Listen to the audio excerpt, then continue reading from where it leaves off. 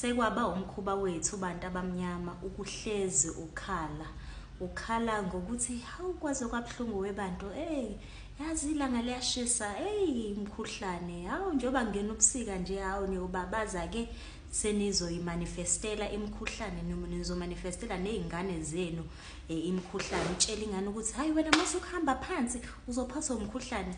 That thought, lo mcabango uyawutshala enganeni ngoba ingane izocabanga ukuthi ish njengoba ngihamba ngeenyawo usho ngizophathwa umkhuhlane. Isiqalile kuyasebenza ke the first principle of umthetho wendalo ukuthi konke kusuka emqondweni.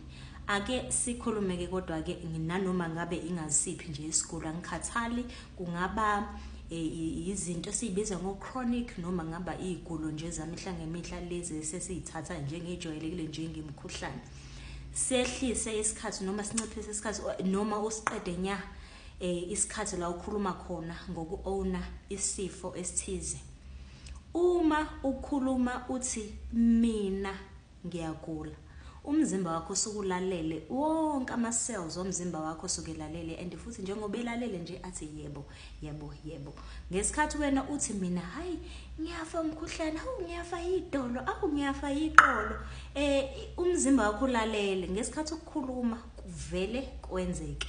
Okufanele ukuthi sikwenze ukuthi uzikhulumele into yokuphila empilweni yakho, phezulu kwempilo yakho, uthi mina ngiyaphila nginamandla. Noma ngabe ulele phansi ubuthwa nengubo, uthi mina ngiyaphila. Ngesikhathi usho kanjalo ngoba your word is your wand, ulimi lakho luyadala. La emhlabeni akekho umuntu ogulayo ngoba umzimba wethu, this body le okuyi-attire yethu noma i-container yokuhlalisa ispirit sethu asidalele ukuthi sigule.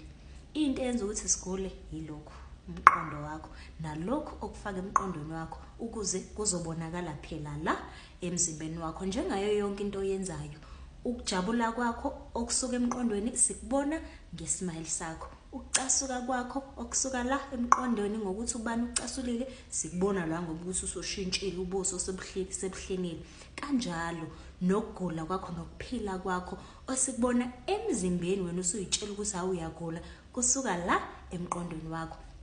Uma ungayi-own i-disease kususe emqondweni wakho ukuthi njengoba ukhula una 30 bani uvela amadolo akho asezoba njengawesalukazi. Ngesikhathi wenza kanjalo uyayimanifesta leyo nto. Ukukhula kusho ukuthi ufanele ukuthi ugule BP, oshukela, izo zonke lezi zifo esithi ziphatha abantu abadala akufanele ngabe zikhona, kodwa abantu banazo ngoba bayazi owna. Ngesikhathi ususi-owna leso sifo ulokhu urefer ngaso leso sifo, mhlambe sikulethela i-attention obungayitholi mangabe ungaguli ngoba vele phela siyazi ukuthi mangabe ugula abantu bazokutreata ngendlela ethize, mhlambe bakunike nezipho uthole i-attention obungayitholi uma umuntu umqemane nje.